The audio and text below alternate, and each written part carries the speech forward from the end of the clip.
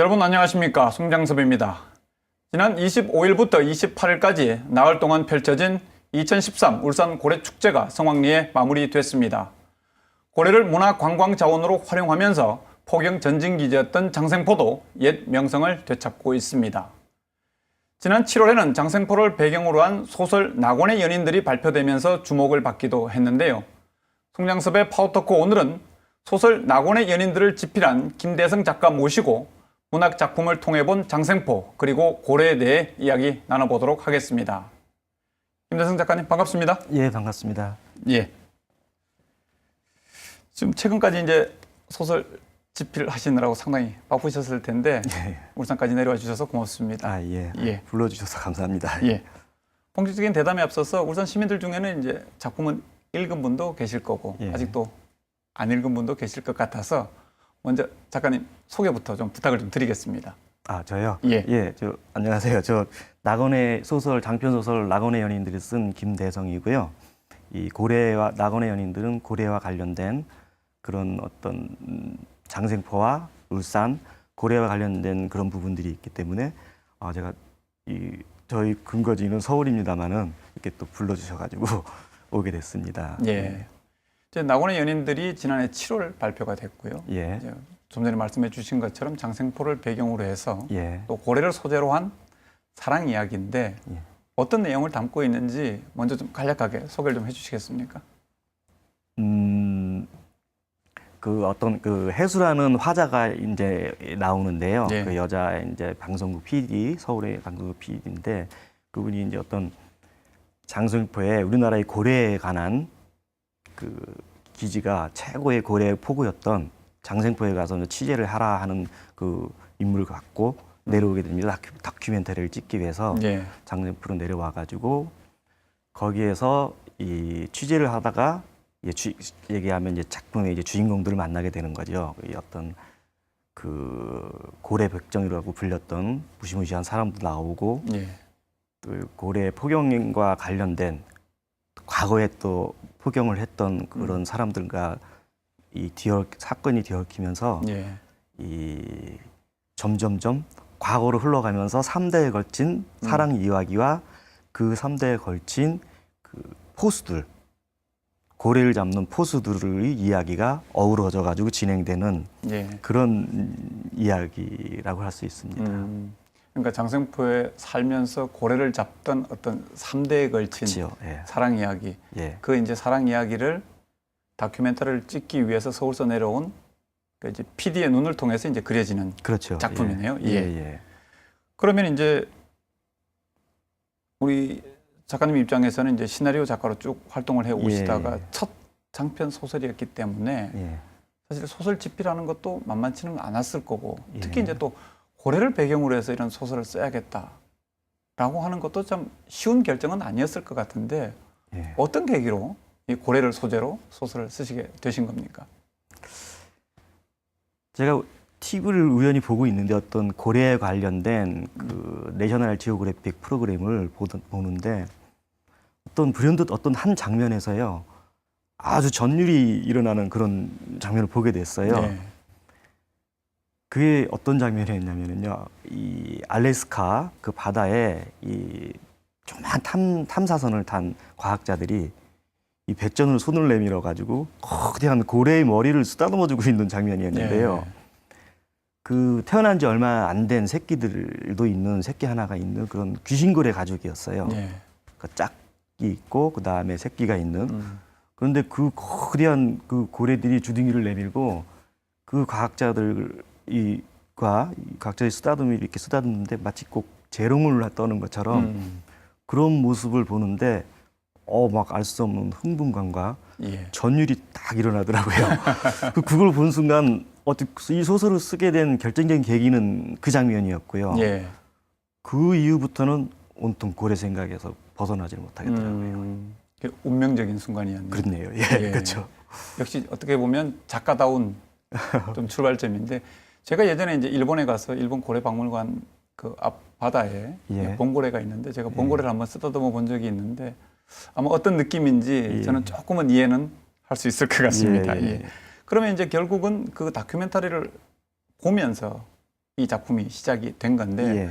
보통 우리가 고래하면 뭐 가요나 영화에 이제 소재로 많이 나오는데 보통은 이제 뭐 꿈, 또는 미지에 대한 희망 이런 것들이 고래에 많이 담기지 않습니까? 예, 예. 이 소설에서 고래는 어떤 의미를 담고 있습니까? 이 소설에서 고래에 대한 저는 일부러 의도적으로 상징성을 부여했습니다. 예. 예. 그 인간에게 이 주인공 그 작품의 주인공들에게 광포하게 달려드는 어떤 운명 같은 거, 운명이랄까 그다음에 거역할 수 없는, 넘어설 수 없는 신, 그러니까 운명과 신 이런 의미를 이제 부여했어요. 그래서 이 고래라는 외경스러운 대상과의 그 어떤 무모한 정면 충돌을 통해서 인간 극한의 한계를 넘어서는 그런 이 모습들을 보여주고 풀어나가야 됐기 때문에 예. 고래한테는 그런 의미를 어떻게 부여했지요. 예. 그럼 고래가 어떻게 보면 좀 신앙적인 그런 존재로. 신앙적인 존재라기보다는 거역할 수 없는 운명, 뭐 운명. 아니면 넘어설 수 없는 어떤 신의 존재 예. 이런 존재인데, 그러니까 백장우라는 아버지 여기서 이제 가장 이제 주인공이라 할 수 있는 그런 아버지 백장우한테는 그 사람은 운명과 신을 두려워하지 않아요. 오직 하나의 목적, 그러니까 그 가장 자기가 원했던 순수했던 사랑 그것을 위해서만 존재하는 사람이기 때문에 그 예. 위에는 아무것도 두렵지 않거든요. 그러니까 달려드는 것이 신이든 뭐 운명이든 정면으로 싸우는데 그 이제 또 한 명의 주인공 아들인 백광수는 백광수에게 있어 이 운명이자 신은 그 아버지였어요. 예. 그 결국 아버지한테는 이제 무너지고 마는데 그 백장우라는 사람은 그 무시무시한 포장이거든요. 예. 고래 백정이라고 불렸던 상인데 그 사람은 이제 그 엄청난 고래들하고 정면으로 이제 피하지 않고 싸우죠. 그게 이제 그 상징의 의미가 운명과 신이라는 그런 상징 의미를 제가 저변에다 이제 깔아놓은 거죠. 예.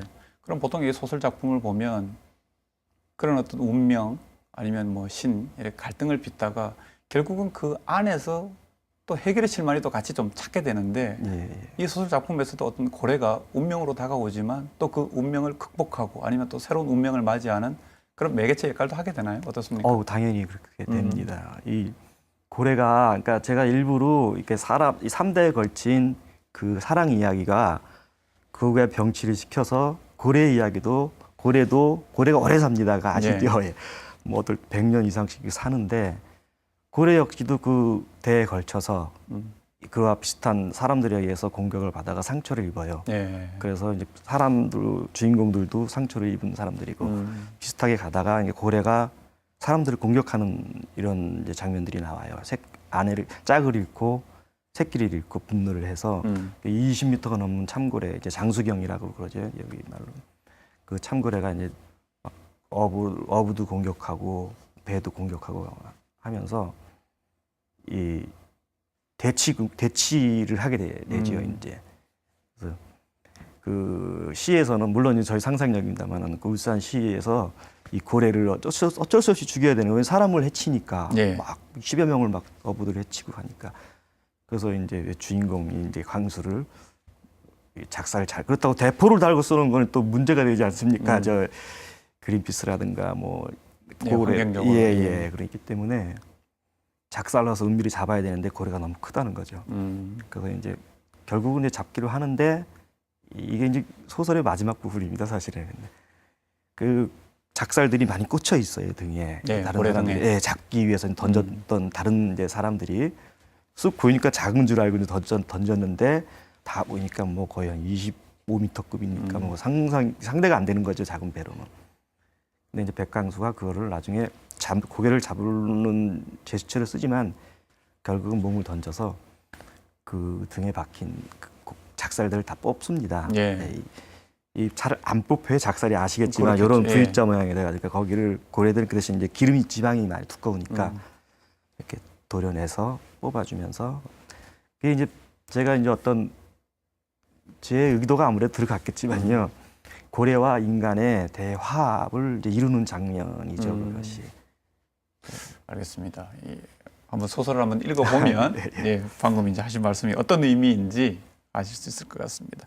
사실 이제 울산에 있는 분들은 방구대 암각화에 이제 예. 고래 포경하는 그림이 있고 예. 또 장생포에서 예전에 이제 포경하는 것을 지금 이제 나이 드신 분들은 보시고 예. 또 늘 이제 고래 고기를 또 접하고 이렇게 했기 때문에 어떻게 보면 고래에 대해서 좀 많이들 알고 계신데 예. 앞서 말씀하신 것처럼 이제 서울에서 계속 성장을 하셨기 때문에 예. 그런 다큐멘터리 하나 보고 써야지 하지만 그것도 결코 쉽지는 않으셨을 것 같은데 울산이나 고래와 관련해서 뭐 특별히 이렇게 인연이 있으셨나요? 어떻습니까? 전무했지요. 전무했고 그거를 딱 보고 나서 우선 제일 먼저 떠오르는 거는 백경이라는 소설이었어요. 예. 고래잡이에 있던 거예요. 그래서 그게 이렇게 두꺼운 책 2권짜리인데 그걸 당장 구해서 봤는데 마음으로 다가오지는 않더라고요. 왜냐하면 이게 18세기 때 이야기고 범선을 타고 하던 그런 이야기고 한국적이지 않다 그럴까요? 네, 그렇죠. 아무래도. 네, 그래서 제가 그럼 한국적인 고래는 혹시 있었나 이렇게 제가 좀 고래에 대해서 무식했죠. 장생포도 모르고. 그래서 하나하나 마치 구구단을 배우듯이 하나하나 알아가는 과정이었어요. 예. 그러다 보니까 장생포를 알게 되고 장생포에 내려와 가지고 이 장생포의 역사와 포경의 역사와 고래에 대해서 이제 연구를 하다 보니까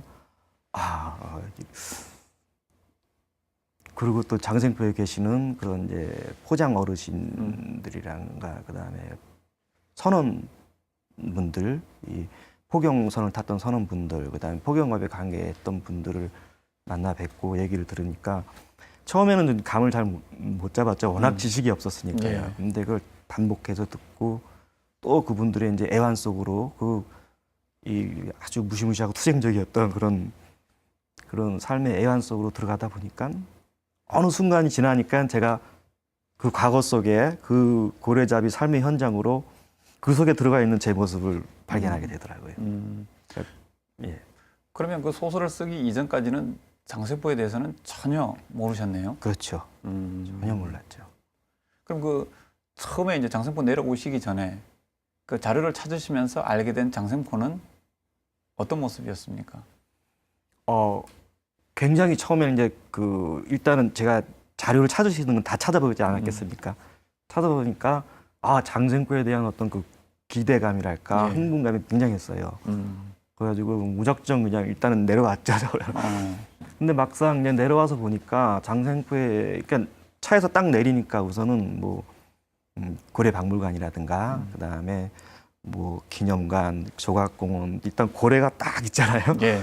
그리고 이 포경선도 딱 육지에 올라와 있고요. 있죠, 예. 예. 그래서 이거 고래 도시에 왔구나 하는 어떤 그 기분에 달뜨고 그랬었는데 근데 저는 막상 이 바다를 봤어요. 거기서 조각공원에서 바다를 봤는데 그때는 어쩐지 이게 여기가 과거에 이 고래잡이 포구로 유명했던 곳인가 하는 게 믿어지지가 않더라고요. 예.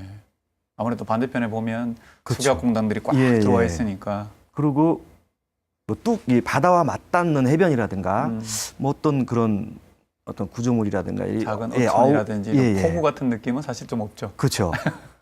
그래서 뭔가 바다와 단절돼 있다는 느낌을 받았어요. 그래서 이게 좀 저는 이제 아쉽다 그럴까요? 예. 그런 이제 느낌을 아까 첫인상 이제 물어보셨는데 그게 저한테 그 첫인상이었어요. 예.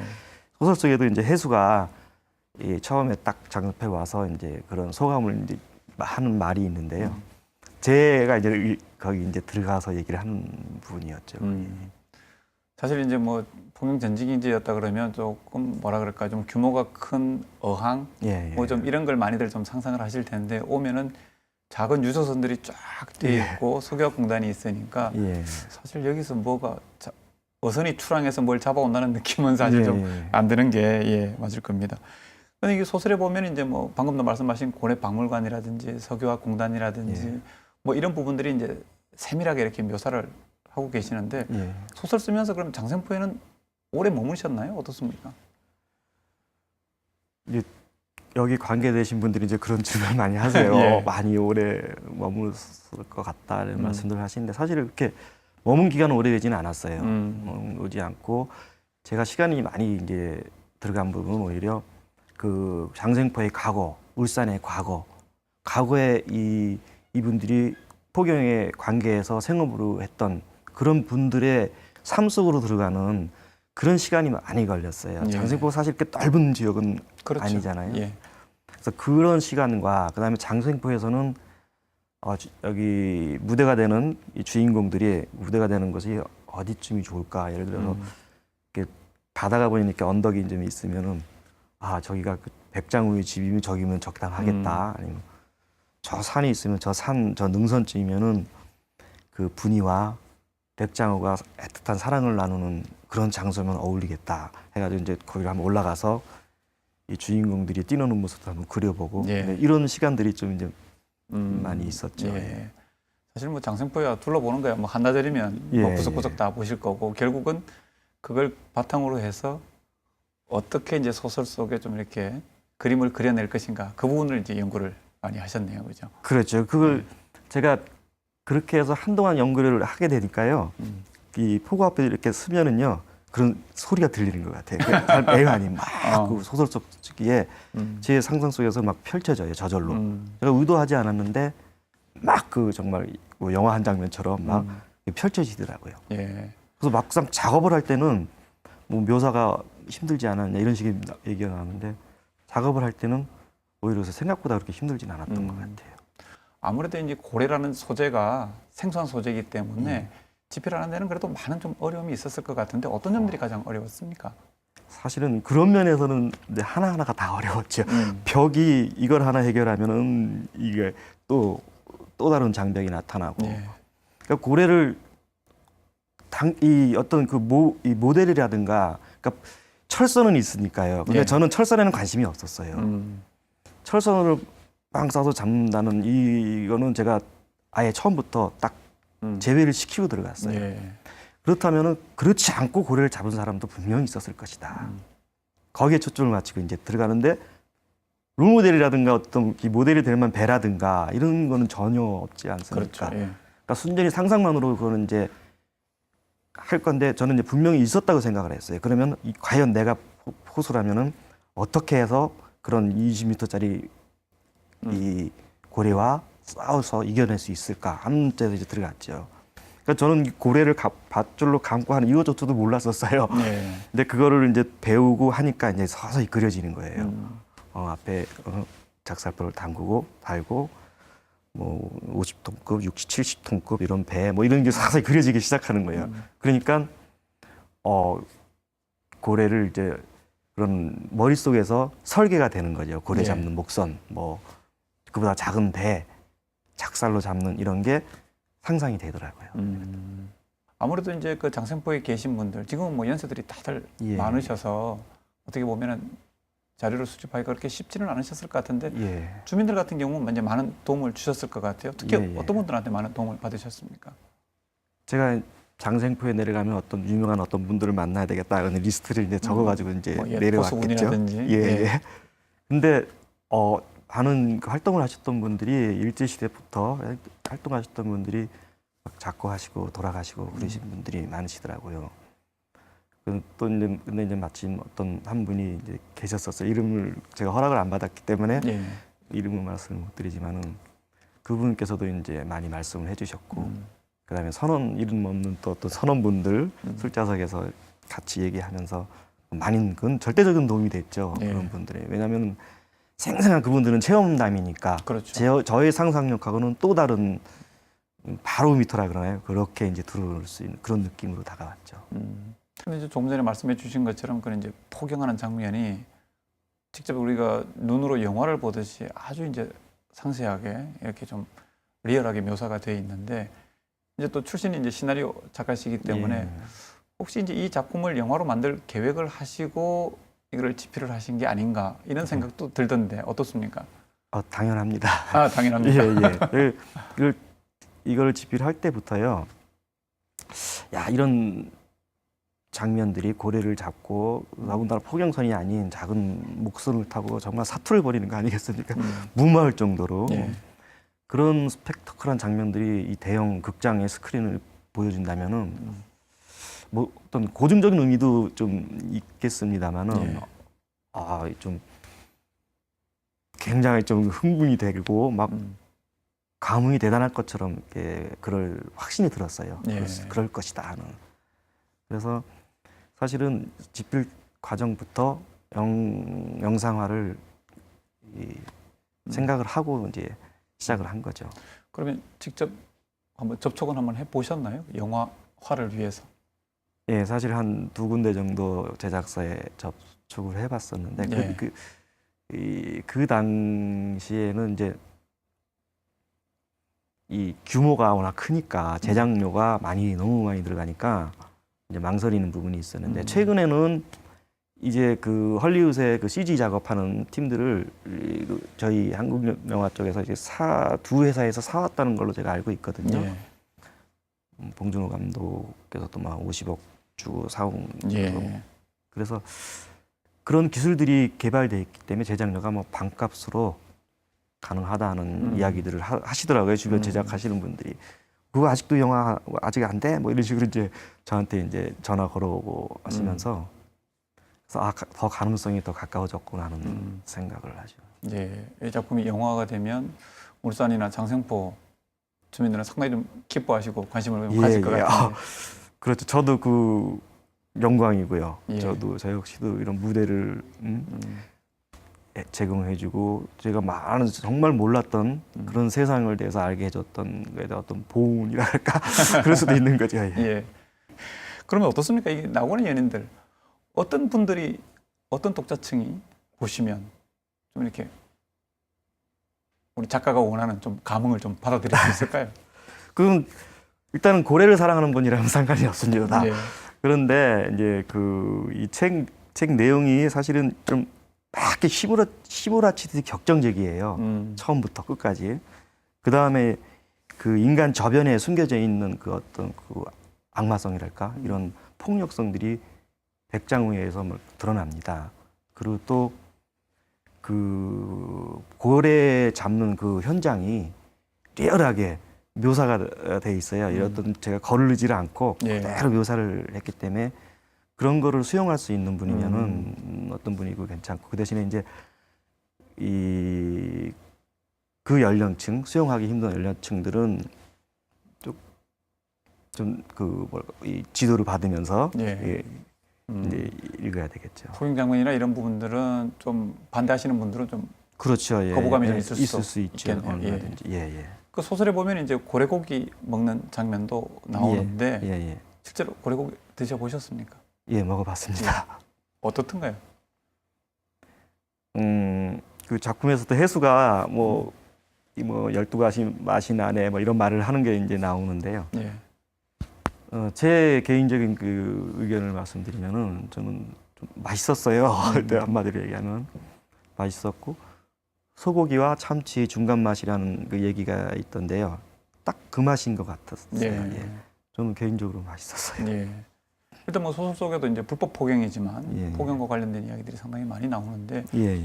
지금 이제 뭐 정부나 아니면 이제 뭐 또 환경 쪽에서나 보면은 포경에 이제 찬성하시는 분도 있고 반대하시는 분들도 있고 좀 의견이 갈리고 있는데 우리 작가께서는 포경에 대해서는 개인적으로 어떤 생각을 좀 갖고 계십니까? 예, 이 불법 포경을 한다는 건요. 결국은 이 혼액이나 우연히 잡히는 이런 고래들 가지고는 공급이 모자른다는 얘기잖아요. 그렇죠. 예. 모자른다는 건 수요가 또 그만큼 있다 존재한다는 얘기고요.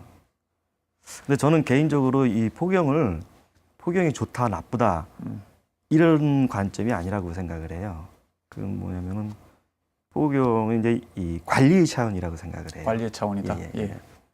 그 옛날에 왜 요즘 이제 왜 산에 멧돼지가 수가 많잖아요. 그래가지고 막 농가에 피해를 주고 그랬잖아요. 그래서 옛날에는 이렇게 많지 않았을 때는 이 밀렵이라든가 뭐 아니죠 이 사냥이 이런 게 아예 금지가 됐었잖아요. 그렇죠. 근데 요즘은 피해를 주고 생태계도 파괴를 하고 하니까 부분적으로 이제 수렵도 인정을 해주고 허용하고 그러잖아요. 예.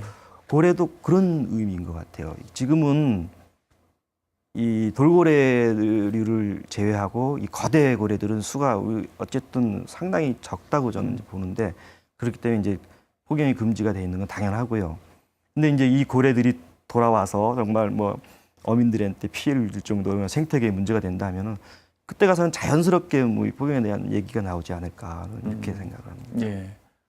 얼마 전에 이제 울산에서 이제 고래 축제가 막을 내렸습니다. 올해로 벌써 이제 19년째 고래 축제가 이어져 오고 있는데 어떻습니까? 이제 고래 도시 장생포를 더 이제 전국적으로 좀 알리고 좀 세계적인 축제를 만드는 게 울산시와 남구청의 이제 목표인데, 우리 이제 작가님 보시기에 좀 장생포가 고래 도시로 더 도약하기 위해서 좀 나름대로 좀 조언을 좀 해주신다면요.